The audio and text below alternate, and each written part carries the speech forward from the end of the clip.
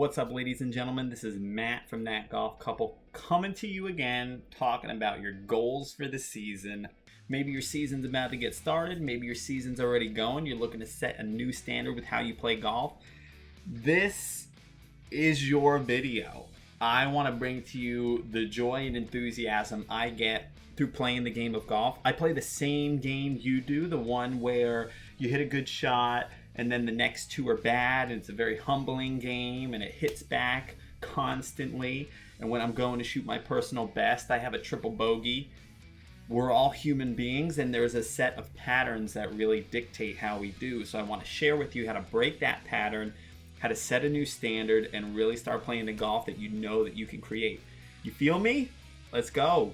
So the first thing I'm going to talk about is really the standard that you set for yourself. And I want to paint a picture and just tell a little story about it. When I was playing golf, the one thing that I noticed was when I set my standards to shoot, at the time I was playing professionally, shoot 2, 3, 4 under par, I would end up shooting 2, 3, 4 over par. And that to me was a high score at the time. It was well over my handicap at that point. And so I share that because the shift for me was this. I took what I thought my standard was, which was a couple under what I thought I could do, to going way past what I thought I was capable of doing. Now I see myself shooting the lower 60s and even shooting a 59, right? If you have the audacity, and I can even feel the people on the other end of the camera and the lens and the screen here saying, how could you even look at shooting 59? Like, who are you? That imposter syndrome is what all of us deal with. And if you tell your friends your goals and they don't go, then you gotta push a little bit past that. I challenge you, and I'm calling you to set your goals well past what you think you can do. If you're just trying to break 90 this year, start to see yourself shooting lower 80s. Start to see what's gonna happen as you're shooting these lower 80s, because your mind is a meaning-making machine. And what I mean by that is that whatever input you put into here, if you see yourself, struggling to break 100, start seeing yourself in the way that you're acting to shoot low 90s or even in the 80s, and I promise you'll approach the game totally different. Do not make the mistake of going for the 10% improvement this year. Go for the 10x improvement. Go way past where you think you can. When you fall short, you'll still be 5 times better than you thought you could get for the season. So that's my number one tip. If you guys want me to go more in depth on that, I really feel like I could talk about this for 20 minutes. The number 2 thing to do is get a model and really set a system for yourself. How am I going to practice to shoot those numbers that I see myself shooting? What is it that I need to do to practice to be able to execute that? So the way I do this for myself is when I see myself shooting lower 60s, I know I am dynamic with my short game. I know that I can work the ball with my irons. I know that I am deadly with my wedges, right?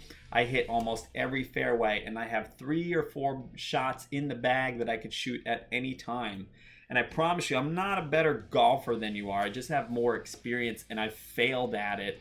There's something that you're so much better than I am at just because you put in the repetitions and the time.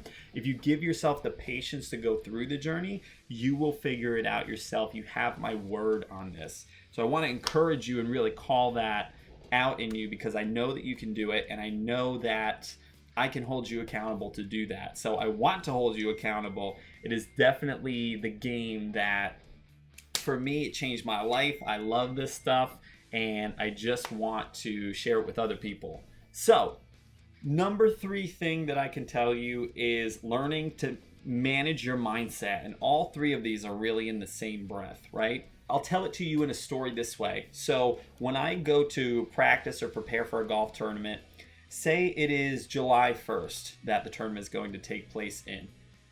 So that would be April and May, about 8 weeks out, I start to get the juices flowing, right? I'm very conscious about, I want to exercise, seeing myself winning the tournament. I want to see my ideal result.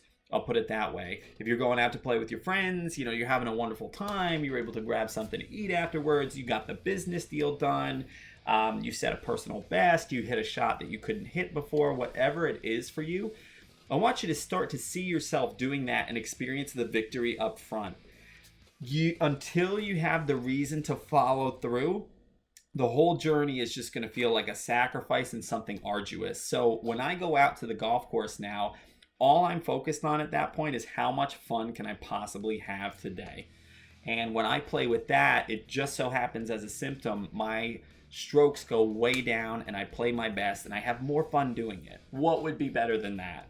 No technical thought, no jargon, no blabber. I just truly appreciate being able to be on the golf course. And that's what lights me on fire and gets me to shoot and to perform the way that I want to perform. And it's different if I want to be with my friends. It's different when I'm competing in a tournament. And it's different when I'm out there talking business. So what is your avenue? How can you adjust your mindset to really get yourself around what it is that you want to succeed at? So if you want coaching on this, I could do a litany of videos. If I can ever help, I'm your guy. I'm Matt from That Golf Couple, and just want to truly appreciate you being here. If there's anything that we can ever do for you, engage in the comments, reach out to us, ask. We're more than happy to share anything that we can to help you enjoy your experience on the golf course even more. Thank you so much. Check out the next video. Oh, definitely check that one out. Gotta say, you're going to learn a ton by that one. And if you have time afterwards, you can save it to the watch later. There's a little button right there. Yeah, yeah, there you go. All right, see ya.